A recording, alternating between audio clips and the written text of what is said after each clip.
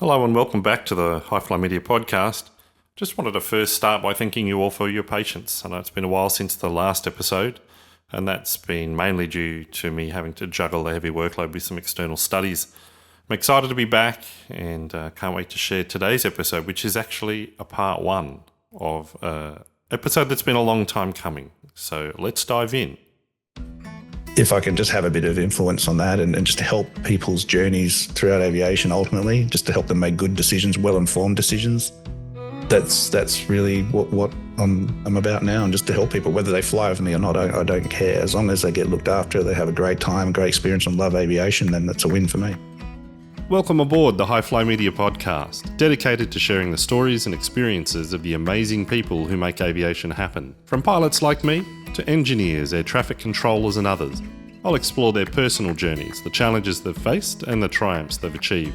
My name is Damien and I'll be your host. Whether you're a seasoned aviation enthusiast or new to the field, I invite you to join me as we take off on this journey of discovery.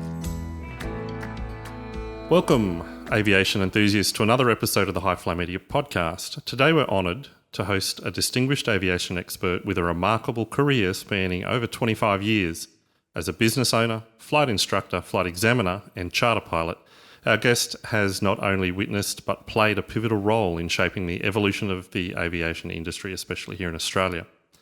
Often found in the skies above Darwin, our guest is not only the driving force behind the Flight Training Australia podcast, but also a passionate advocate for all things aviation. Welcome, Trent Robinson. G'day, Damien. How you going, mate? Thank you. Good.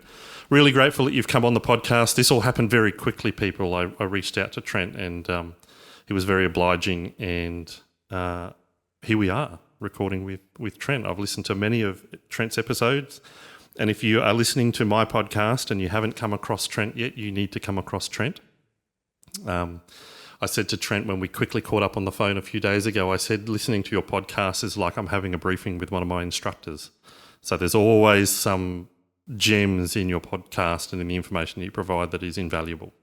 Yeah, and I've had a few people say that, it was like I was sitting there on their shoulder watching them when I wasn't there. I said, I remember in your podcast you said, and then I did this and it worked out. And I said, that's great. That's what it's for. That's amazing. So there will be listeners that know who you are and have heard your podcast and may even know this story, but there will be many that don't. So where did Trent Robinson, where did it start? Where did your passion come from with aviation? What was the catalyst were you one of those kids that looked up at the sky when every aeroplane went over, or what's the Trent Robinson story? Yeah, 100%. Look, I've said little tidbits about things that have happened in my career, but I've never really sort of been as descriptive as this, I guess. But yeah, look, my family's been in aviation, since whenever my father was pilot with Ansett. He flew back in Adelaide and Melbourne on the DC-9s and Fokkers and 727s. And it's one of the more popular episodes where I interviewed him all about it. It was just fantastic. Doing airport trips as a kid, doing that sort of thing. So I've 100% been always looking up at the sky. Still do. I don't think I'll ever stop doing that. I'll always run around and know what that is. But even more deeply seated than that, my biological father, he actually flew in Rossair. And at Parafield, there was a big open day run by the aero clubs down there, and he was doing a record altitude attempt in a Cessna 180. And unfortunately, that what they believe is the oxygen cylinder exploded and there was a fire and he was killed over Adelaide Hills. And yeah, so it's all throughout between that. Then my mum remarried and still kept that aviation theme going. My sister flies, my brother-in-law flies. My wife, she's an instructor and pilot. She's now a Damie. And I'm hoping to teach my son sometime this year as well. So yeah, look, it's just always been something there. My granduncle flew in Sunderlands in the war, which is even more pertinent now doing what I'm doing now, which we'll talk about. Yeah. Always been fascinated with flying boats and that sort of thing. So it's just been always something I wanted to do. I was always on flight sim through the various versions that we've seen with horrible graphics to what we have now. And yeah, look, it's just always been a passion of mine. And I guess that's what sort of comes through in what I do, because it's just something I've always loved and enjoyed and got so much out of and want to now give back to. That's an incredible heritage of flight in the family.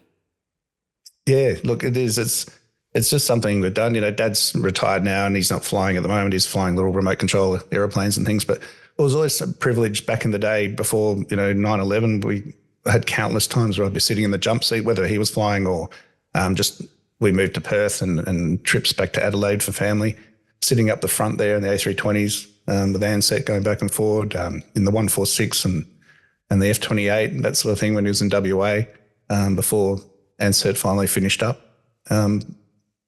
Flew to Avalon and went to the Melbourne flight sims, had a go on the simulators there and just always fostered that passion, and it's just always been there, I think. And it's just something so special we do. And it's funny that we're so familiar with it, but even now, still today in 2023, there's just so many people that just have no concept really of what it is we do or how aviation works. And it's just a real privilege. Oh, totally. You've hit the nail on the head. I was talking to my sister-in-law a couple of days ago.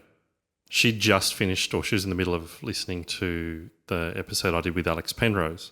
She was commenting on how much she's finding out of, because, the average person, if they're going to fly from capital A to capital B, will front up to the airport, load themselves onto the plane, get off the other end and not think much of it. It's a means of transport.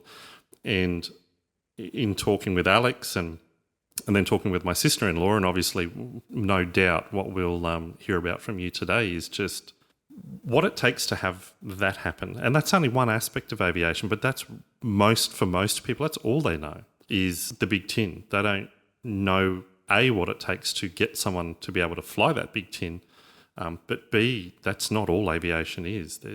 There's more, a lot more to it than that.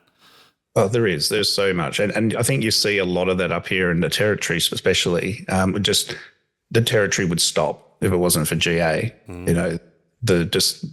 We get raindrops the size of your thumbnail, which is why, you see the flooding and things you get in the tropics and in the top end of Australia, and roads close within hours, so the show must go on. Access needs to maintain. So, there's that bit there. And then you've got your aeromed and your freight and all the other stuff that builds up to someone being able to fly in the airlines. And yeah, it is. There's just so much unseen. Even though when we were at Jandakot, people would come down for a joy flight or something, just have no idea that Jandakot was there or what it did. And, having to fight developers and all these sort of things, trying to close airfields and all that sort of stuff. It's just something we've got to make sure we're really good. I don't know if you've seen the documentary Once It's Right. It's Right. It just ran through my head. Yeah, but the thing they say there is we're really good at talking to each other about how special and amazing we are, but we've got to do it with the general public. Yeah. And there's the joke that how do you know someone's a pilot? They'll tell you. They'll tell you. That's it.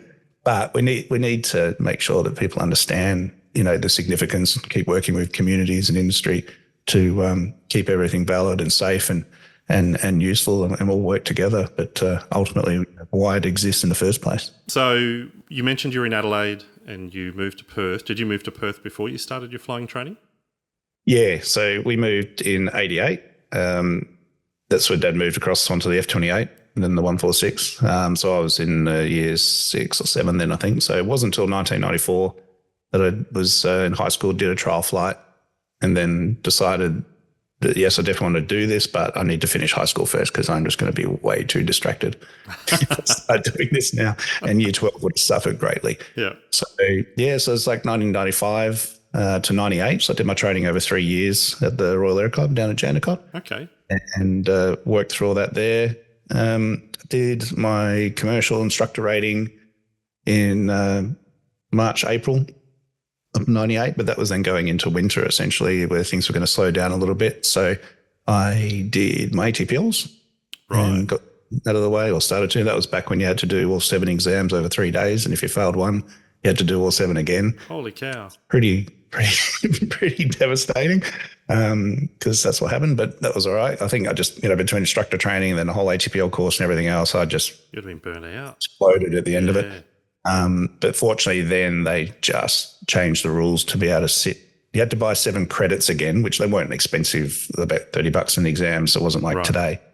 But you had to buy packs of 7 credits and then you could just reset the ones that you needed to. So gotcha. Yeah, and then I was just sort of looking at what I could do. I did my tail wheel endorsement in the Chipmunk and the Tiger Moth. So I could fly those and started doing some joy flights and stuff at the Aero Club for that, and then joined the indoor cricket team, got to know all the instructors, and that eventually led to me able to get a job in August and started as a grade 3. And it was great having the trial flights and the joy flights and the Tiger Moth now, because it gave me reason to be around the club as a casual instructor, which that meant I was there when someone walked in and wanted to start learning to fly. Yeah. And just built up my student portfolio from there. Worked through to my grade 1 multi-engine IFR training. During that time, I started doing aircraft ferries across Australia.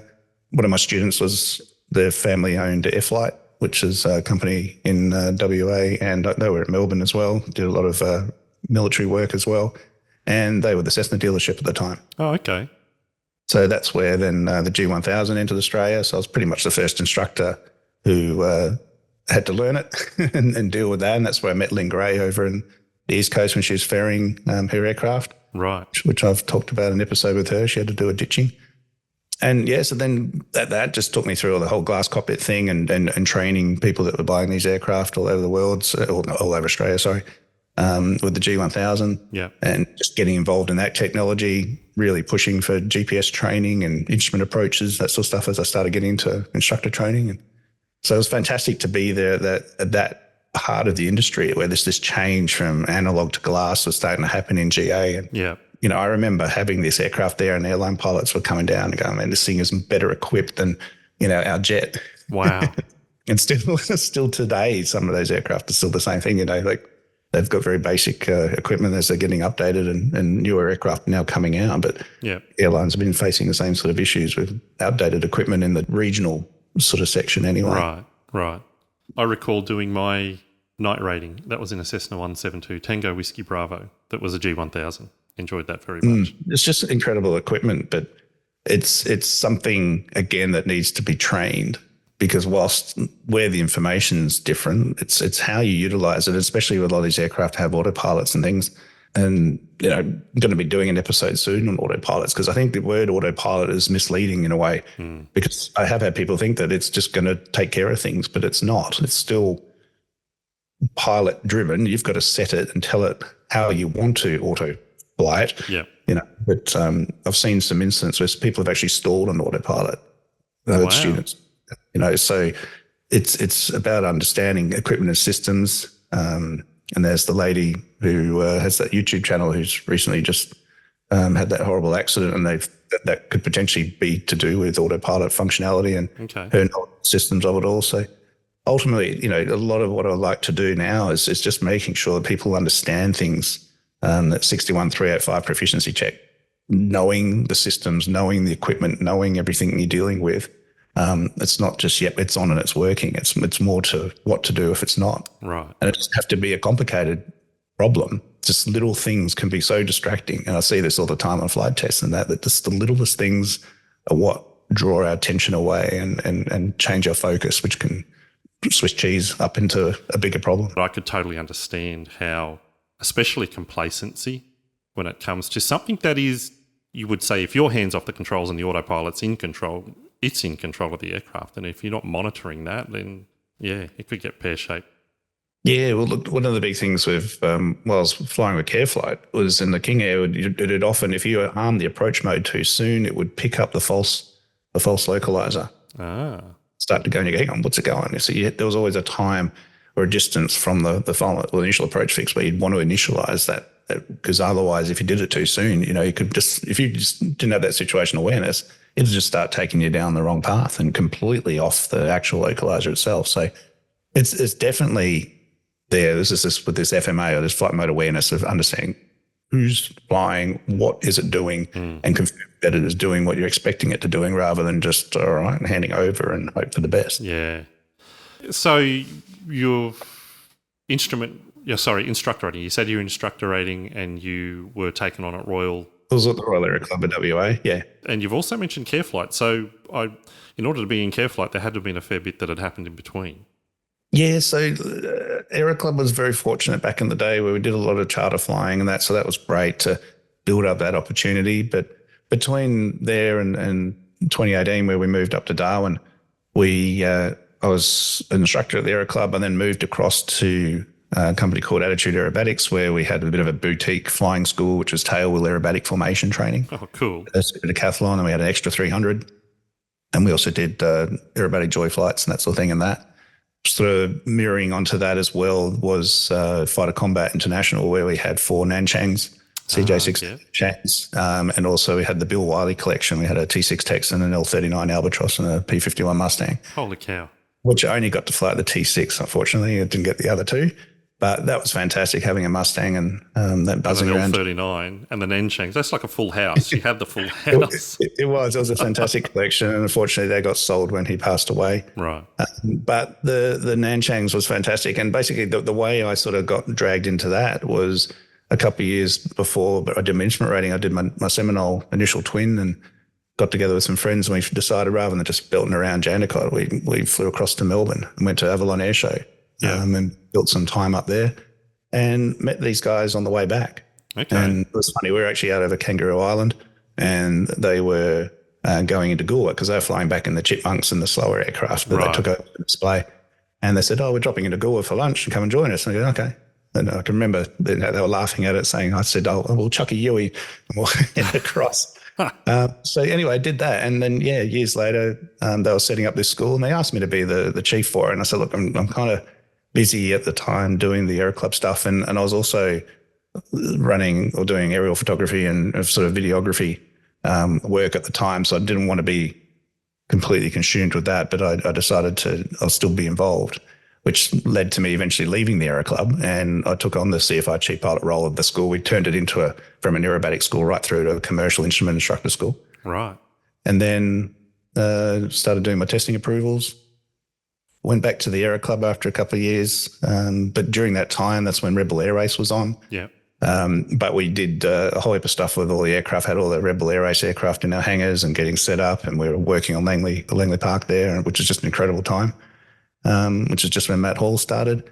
And then I moved on to the Aero Club, took on the CFI chief pilot role, head of operations there for the JAR, or JAA EASA training, which is all the European license stuff. So we did that. I had a CASA day up to about 4 o'clock, and then from 4 p.m. onwards, it was my CAA English day.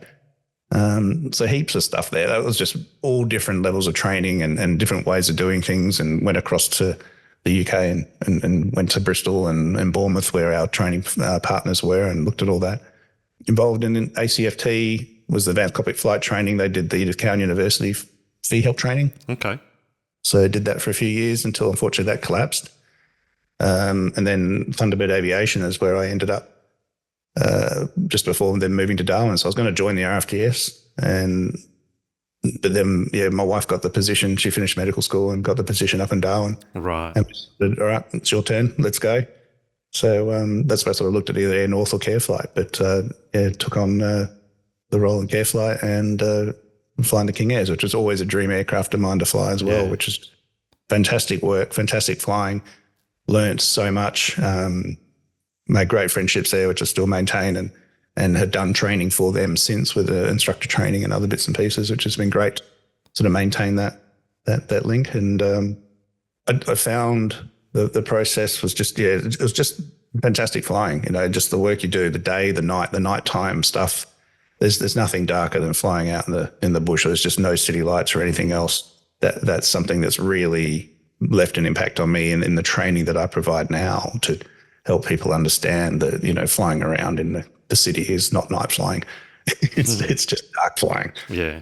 Up here it's different. Like all the human factors you read about are 100% real, and things can go pear-shaped very quickly, the disorientation very quickly. And I see that with a lot of students when I take them across to some of these dark places. Yeah, right.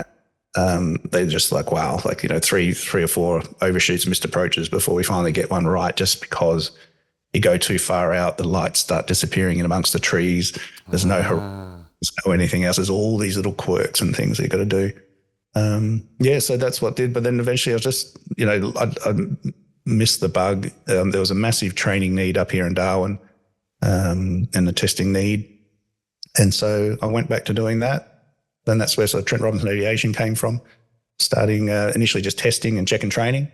I got involved as the head of operations down at Darwin flight training at a little airstrip called MKT down in Unima, which is about half an hour south of Darwin, and ran the flight school there and kept that going along, but mainly doing instrument instructor sort of training and testing, a little bit of ab initio as I needed to, but had junior instructors for that as usual. And that was going great. And then about 6 months ago or so, CASA came and released a statement in the bulletin or the CASA briefing email, and saying that instructors can now get their own Part 141. So 141 is the flight school certificate or the flight approval to be at an actual flight school and issue training. Before that, I could only do sort of checks and retraining, I guess is the way to put it. But this allowed me to separate from Darwin flight training. I was obviously a cost. I wasn't a necessary cost. So we had a chat and we decided, let's go this way. So I separate, but I still support them and help them out. But now I've got my own 141 from everything, right from ab initio right through to commercial training, instructor training, instrument training, caravan work and the likes, which I can sort of expand. I can't hire any other instructors. I can just have like a receptionist or a helper. That's just allowed me to sort of do things the way I want to and just have that freedom. And it's just been fantastic. Yeah, it's been a really great initiative by CASA. So I had a chat with a bloke by the name of Sean Kelly, and I think it was about episode 5 when I talked to him. He owns and flies a Wilga float plane down here on the Maroochy River on the Sunshine Coast. Yeah, I've seen it. Yeah. American guy, and he set up a business in America with him and his mate, and he was what they call a CFI. I think it's a certified flying instructor. Yeah, we use it as chief flying instructor, which is now head of operations in the new speak. Yeah. So, and that's basically what he was saying, that over there, if you were a flying instructor, you could set up your own flight school. That was you. And obviously in his case, it was him and his mate who was also an instructor. So is that the similar kind of setup that CAS has taken on to what the Americans have been doing? It's slightly different. Yeah, it's slightly different because CAS has tried to push it into the same framework. So I could be like Darwin flight training, for example, and most non-integrated flight schools are Part 141 flight schools. So they could have, 20 people employed or one or two. It's a wide range. But where it's, it's a bit funny because you look at my ops manual and it'll say I'm the CEO, the head of operations and the flight instructor.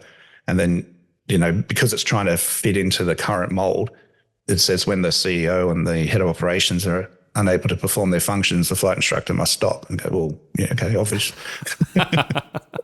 Or me. But so there's a couple of funny little idiosyncrasies in that where it all fits in, but it's just trying to keep in this same framework rather than try to recreate a whole nother one. So for the most part, it seems to work. I've got, I still have the same compliances and stuff, but it is interesting, like it was about a $1,500 application, whereas for the flight school to change my name as the head of operations to the owner, he paid about $1,400. Right. So to change some names, did all the work and resubmit it for CASA. But because it's a significant change, that triggers an audit. So then money goes towards paying for that. But yeah. So it's funny when you look at the financial outlays and the cost of what's been involved. But the whole idea of it is to just try and give instructors who have experience, and then anyone listening that's sort of been thinking about it, I think that's what people really got to factor in is like, what have you got to offer? And can you stay within your means without getting too excited? Go, wow, now I can do all this stuff, but not do it very well. This is what people sort of be mindful of. And where am I going to get airplanes from? And where am I going to get a classroom from? And if you're going to be competing with an existing operator, they might not be too keen on that and want you flying their airplanes or their briefing room. So it's got to be something that's done in synergy. But I think it's a great move that allows people to get out there and do things and move around a lot easier. Some flight schools are just not really interested in you going away because it costs them too much money to go away, and you're there for the day and you're potentially only working for half of it. So what's going to cover the other half of the day's costs and that sort of stuff. But for someone that's on their own, and if they're happy to do that, they can. Otherwise, I'm not looking at undercutting anybody or anything else like that. It's just not much point in doing that, I don't think. It's just about providing a service and an operation that I can take to other places. I go to Broome, and Catherine had been down there and was going to go to Cairns, but just with all the weather and other delays, it's been postponed. But it gives me that flexibility to go and offer training at places where they don't have local options. So that's really, really insightful. And I think it's good foresight on CAS's behalf to start going down that path, but that's just my opinion. So as far as your flight, I'm going to say school, it might be the wrong word. Yeah, it is. It is a flight school. It's just me though, yeah. Do you have your own aircraft or do you cross-hire aircraft, or is it kind of a mixture of? No, I don't own anything. I'm buying a simulator, so that'll be my first sort of big outlay and big purchase. But yeah, as far as aircraft go on, they're all cross-hired. So I've got a fantastic relationship. Again, if you follow me on Instagram and stuff, you'll see LAP, which is Lima Alpha Papa, the Baron. Just had a nice paint job and everything else, and that's owned by a good friend of mine up here, Ben Williams, and he's also got the Buccaneer, which is what I did my floating hull endorsement in. Right. So he's just a real passionate aviator, just loves seeing his airplane flying and being able to use that, and that just helps subsidise the cost for it. So we've got a fantastic relationship there. 172 I've got down at MKT, don't use it very much. Though I'm doing a PPO in a couple of weeks' time, so I'll be down there a bit more. And then I've got a 210 and a 206 up here in Darwin as well, which has just been fantastic because that's been a massive struggle to try and lock down a 200 series aircraft that I can actually offer some top-end training in. One of the big things for commercial pilots coming up here is to get that 200 series time and competency. Right. And the aircraft, I had one that I could use, but it just kept either going offline or being used because others were going offline and running out of hours and everything. And it just wasn't really fair. You know, you could book 6 months in ahead and it wouldn't make any difference. It's like if they needed it, they had first dibs. Yeah, right. And there's nothing worse than sort of telling someone, look, I'm sorry, but the airplane's no longer here. So now these ones are owned by companies that need them to get to work but aren't using them for work. So that makes them a lot more available and fantastic to be able to offer that training to it and really bridge the gap between leaving flight school and trying to get, for many that are coming up here now, their first job ever, not just in aviation, but anything. I've never worked since I left school. And there's a lot of issues there and people struggling to try and fit into a GA market, especially up here in the territory, where, they're just hitting the ground running hard. So if we can knock a few of those issues aside by just, how to operate and set yourself up and really being independent, which is one of the big things. You're not going to have your hand held anymore by an instructor or your flight school. You're not going to be told if the cloud's too low, then you can't go. You've got to decide all that yourself now. And potentially now see cloud for the first time because you've just been so sheltered in training that you've had and protected that you're sort of doing solo, but you're not really because there's a lot of stuff that's already happened for you behind the scenes. Yeah. That's a really interesting concept, even, just thinking about it. And once again, it's just my brain ticking away. If I was going to go to the top end as a fresh CPL holder, and maybe even not as a fresh CPL holder, but let's go with that scenario, you'd almost say that you've got the notches on the belt and now the tools available to you to almost be a boutique prepping for the top-end pilot school. Yeah, well, look, there's the concept of the GA Ready course. There's, several schools that operate it, one up here in the territory. And there's definitely a need for something like that.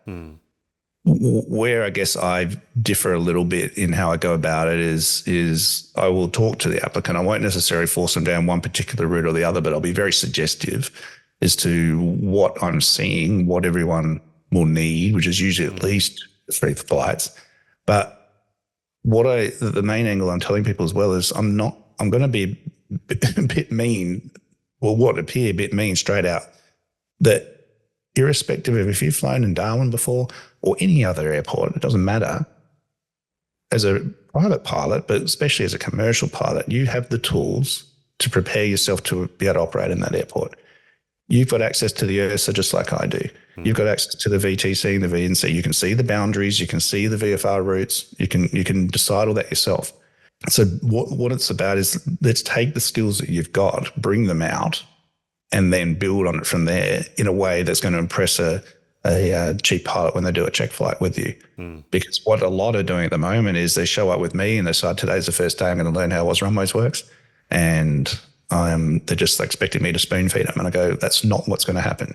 So today's your check flight. You just blew your chance. And that is part of the training. It's just to get you to wake up, open your eyes and realize that, you're not in Kansas anymore, Toto. This is now, you need to hit the ground running. You need to be responsible for yourself. You need to look after your own self-development. And that's in part a lot of what the podcast is about, is to give people a bit of guidance, a bit of tools to be able to say, hey, here's some stuff that you need to know. It's up to you whether you want to drink from the trough or not. But, just recognizing that it's a big difference between leaving a flight school environment and then coming up here, and especially this time of year, the wet season, although we're not having much wet season at the moment with El Nino, but it will do, and that these storms and things can hit hard, and it's scary, and people need to be prepared for all that and ready to make these decisions, because, often I'm sure as an instructor, you'll see they look across to the right to try and get some confirmation or some indication from me. This has happened all through, and I'm like, well, who are you looking at? Who's up? What are you looking at me for? I'm not going to help you. You have to do this yourself. This is, the big thing I teach in instructor training is, we have demonstrate, direct to monitor. And one of the hardest things for an instructor to do is truly monitor. And that's just sit back, sit on your hands, shut up and say nothing. And that could be for 15 minutes. Just let them work it out, let them work through it, because that's the only way you're going to know if they can do it.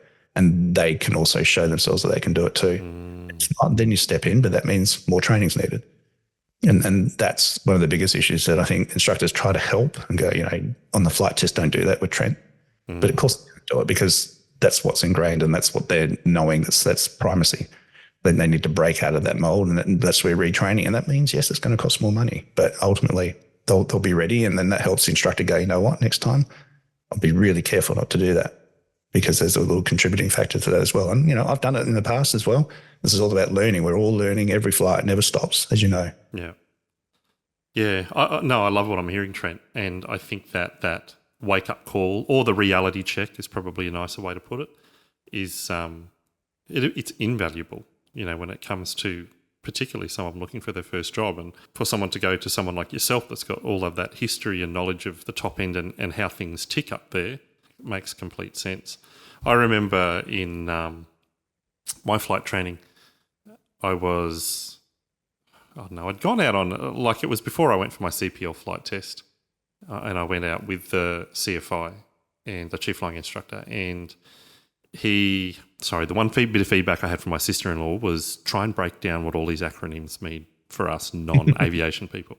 So went out with my chief flying instructor, and he was testing, we were dead reckoning, and he was testing my 1 in 60 calculations. And I've pulled out the E6B calculator, and he went, no. That's not what the chief pilot's going to want to see when he's line checking you. You need to learn to do it in your head. You need to know exactly how to do that, because that will give him comfort or confidence in knowing that you know what you're doing, rather than you have to go back to the calculator every time. So little things like that, which obviously you would be drumming those kinds of things into your students' heads in preparing. Well, getting your track to the nearest degree is critical in a PPL exam, but it's next to useless in an airplane, because who's to say that's even what the wind is? That's right. It's based on a forecast. And Darwin, the territory is a great example. Like, we can have, I keep saying this all the time, but it's really blown my mind that we can have winds 30, 35 knots down to 300 feet and calm on the ground. Oh, wow. And you just got to deal with what's happening out the window. Yeah. What's the crosswind? How to keep the airplane straight? How much rudder? Is it staying down the center line? No, well then push more. Or if it's going the other way, push less. Just keep it practical. This is the biggest thing. We try and theorize so much, but airplane flying is a hands-on gig. So it's got to be practical based. And that's what I spend a lot of time trying to do, is to make a practical application of all the stuff we keep learning. And people are just like, oh, God, right, now it makes sense, because even instructors sometimes miss it. The big picture of what we're trying to do here. Yeah. Yeah, I remember Sean Kelly talking about that as well in that episode. Was when he went up with the guy he ended up setting up that flight school with. And if I remember correctly, he was talking about, he had a very big aha moment where, he'd received I think he had his instructor rating at the time. But when he went up and flew with this guy, in a Cub, a Piper Cub from memory. If I remember the story correctly, the guy that he was with was fairly broad set and was sitting in front of him. And of course, Sean couldn't see any of any of the instruments. So he didn't know the airspeed. He didn't know the altitude. And he'd call out to the guy in the front and say, "Hey, what's the airspeed? I can't see it." And he's like, "Does it feel like we're going too slow or too fast? What's the engine sound like?" Things like that. And as far as altitude, when I came back into the pattern, he was like, "Oh, can you tell me the altitude?" And he's like, "Well, you know what it looks like at 1,000 feet. Do the cars look too big or too small?" So absolutely. Yeah. We had that situation. I think I mentioned it in one episode where we were rushing. It was early morning and departed in the morning, and we took off without the Peter cover taken off, and it was a cluster of errors. And I just said, just fly the attitude. Got GPS to back up our ground speed. Just relax, fly the attitude, fly back around, and come back into land. There's no issue at all. Could do it. The Aero Club and Jandakot, I'm sure other flight schools and clubs do similar things where they do like an instrumentless circuit and that sort of stuff. And they're great to participate in, where you can just actually fly an aeroplane without worrying about all the instruments so much. Obviously, there's someone on the right to make sure that we're not going to bust airspace and go too far away, get too slow. But it just power plus attitude plus configuration equals performance. It's like there's no better tool to use to just fly an aircraft and do it properly. And you can adapt to anything. You should be able to jump in any aeroplane and be a bit average to begin with, but come out almost having it all nailed by then. But you just keep flying it the same way, expecting a different result. Definition of insanity.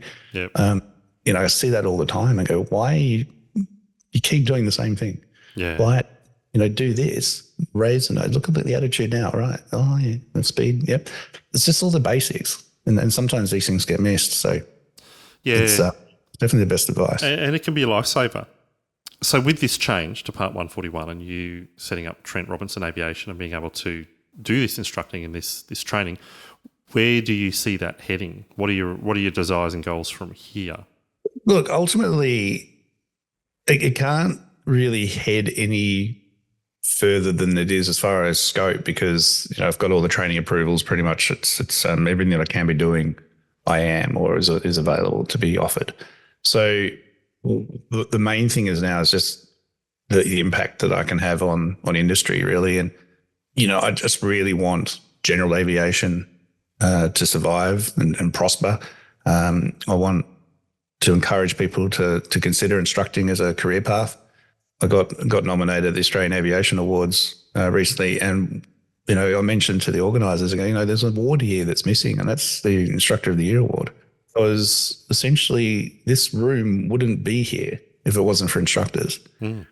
It's such a some people go ask for the career path that people get when they can't have jobs, and I go, well, that's not true. There's two pathways that some suit one better than the other for sure. But it's not one or the other. But, if we don't have instructors and good instructors that are putting back into industry, this is what threatens our industry the most, I think, is poor training. And we can only overlook overseas. There's various examples where this is potentially the case, cost cutting and corner cutting, that sort of stuff. So I just feel that we're in a bit of a phase now where corners are being cut, efficiency and cost is becoming the main driver. And, I worry that this is going to have consequence in time. I know Captain Sully talks about this as well. It's just something that it's as safe as we make it. And if we start saying that, well, we're not having accidents here anymore, so why are we spending all this time and energy in that area? And I go, well, we are spending time and energy. And if we stop doing it, eventually, these things are going to start creeping back in. And it's an area that I just want to make sure that we're doing. And I guess I'm now at the point where, well, I don't have a heap to lose apart from my reputation and integrity, which is something I've never compromised. But I'm comfortable enough now to approach CASA and go, hey, why are we doing this? Why are we doing that? And maybe, who knows, that some of the parts say I'm dreaming, but, might be able to have some influence on changing some of these rules, procedures and policies, and just some real simple red tape stuff that just keeps causing pain and angst and dramas with pilots all over the place, from AvMed right through to just the rules and regs of being able to hold a pilot license. So, well, if you don't speak up, Trent, who will? At the end of the day, someone has to start the ball rolling. Well, look, as I mentioned Benjamin Morgan before at AOPA, and I'm not a union person or anything like that, but I look at the work that he's been doing and I think it's just brilliant. And part of me is now go, well, it's very easy to sit back here and let him do all the hard work, but it is such a massive mountain to climb. And, you're talking about a lot of people in Brisbane and the Queensland area because, I'm very NT, WA focused, a little bit of South Australia because it's where I've got links and things, but we can't do the whole country. And there's all these battles that need to be fought and procedures and processes, and just the whole, the whole flight review thing I did a video on recently, or just the craziness of my CASA not having correct dates because of how the regs have been written and how the flight review stuff needs to be processed and documented. It's just like, surely this can be fixed. Like Part 61's been out since September 2014 now, so nearly 10 years. And we've not had time just to quickly rewrite that and fix it. But now we've got Part 119 check and training coming up, which has now been delayed twice. I've done some companies, I've trained staff that have now left, just done the second run, and this policy still hasn't come in. Why is this all taking so long? CASA's massively under manpower, woman-powered, and just, I don't know, the drones, I think, are just taking away a lot of energy and focus. You ring the CASA number and it's medicals, drones, and then maybe us pilots out there. Yeah, right. It's just taking so much time and energy. There's a lot of stuff out there that I think CASA need to start getting back to core focus or core business. And again, this is, I'm not even fully qualified to have this conversation, but there's stuff that's been going on for years and years, and we've all seen it. And I'm not going to fix it in this podcast, but if I can just have a bit of influence on that and just help people's journeys throughout aviation, ultimately, just to help them make good decisions, well-informed decisions, that's really what I'm about now, and just to help people, whether they fly with me or not, I don't care. As long as they get looked after, they have a great time, great experience, and love aviation, then that's a win for me. Be sure to hang out for part 2 of Trent's story, which shouldn't be too far away. Subscribe now on your favourite podcast platform, and if you'd like to help out, feel free to leave a review. That'll help spread the word. Alternatively, you can listen to the podcast on the HiflyMedia YouTube channel. Music for the podcast is titled Dance With Me by Asher Lee, available at upbeat.io. The HiflyMedia podcast, uncovering the people and passion behind aviation, one story at a time.